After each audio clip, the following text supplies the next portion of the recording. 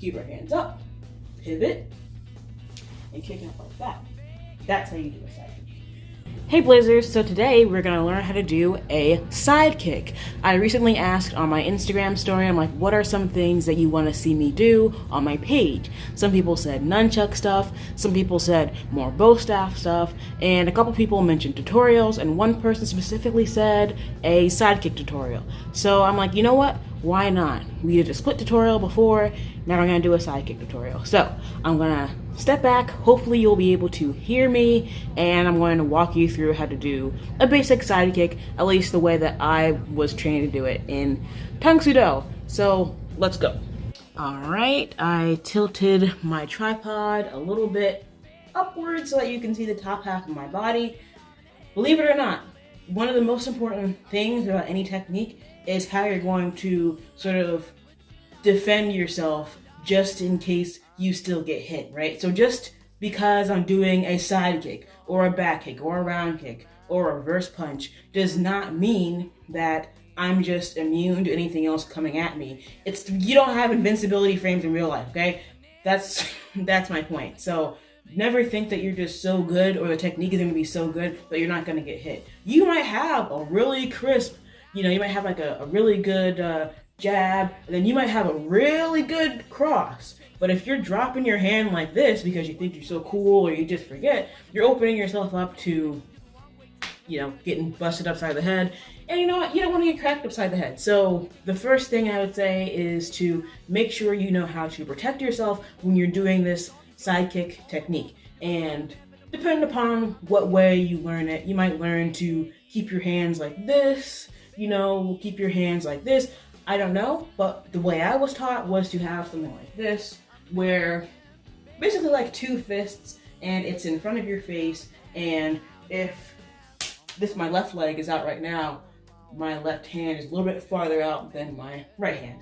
That's just me. That's just the way I was taught. It makes sense, at least for the purposes of, someone trying to hit me in the face when I'm gonna kick or something like that. At least I have that protection, and I'm holding my arms really strong so that in case I do get hit, I don't end up like hitting myself in the face, because that looks pretty stupid. But accidents do happen. So once you have the sort of defense technique, the fighting stance, sort of fists, then you can work on the pivoting and the actual stance that you're going to be in.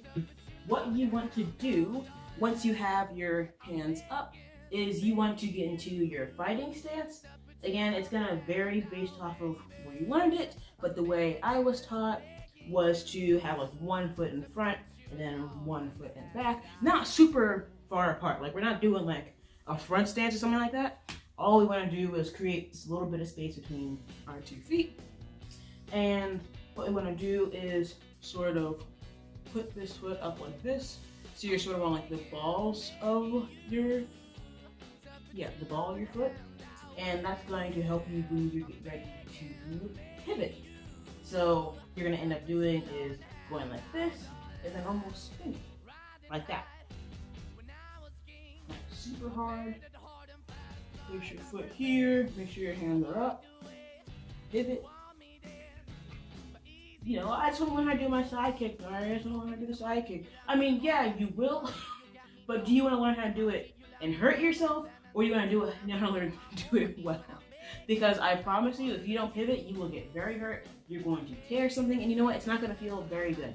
So before you even try to throw out the hardest kick you can possibly throw, you got to make sure that you're actually pivoting while you're doing it, right before you do it. Bring your leg up. Pivot, bring your leg up. So once you have that, then we can actually start working on the actual side kick.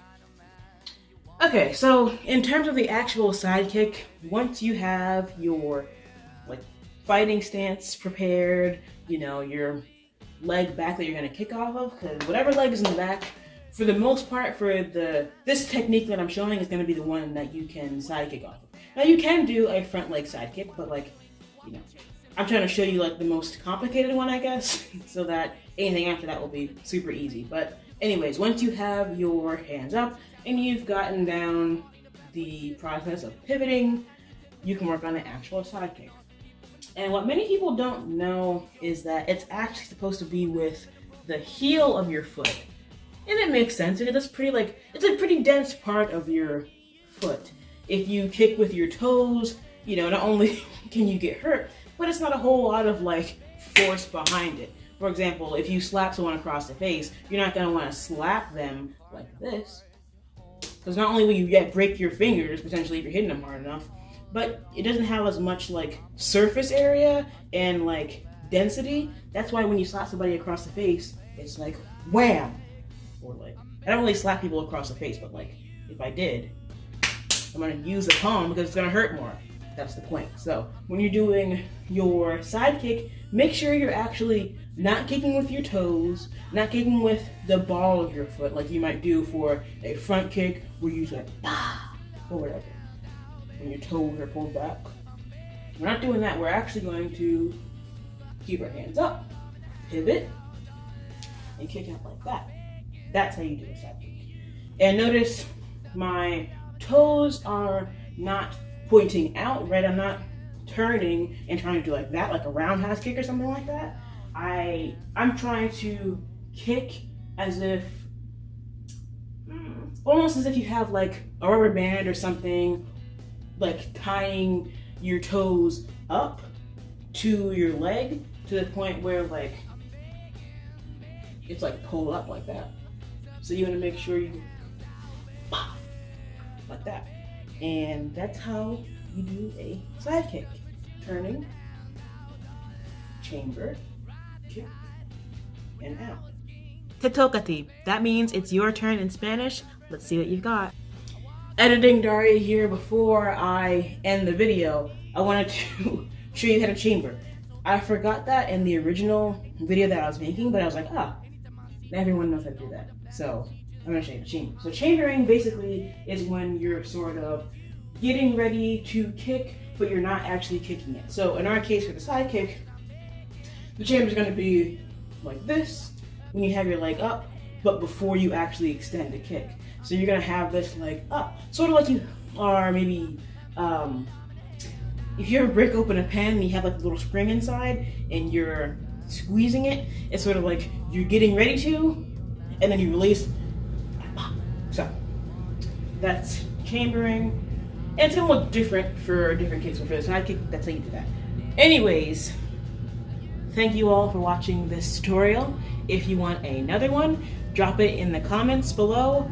If you are on YouTube, please feel free to like, comment, and share. Please subscribe if you want. If you are on my Instagram, please like and comment and share.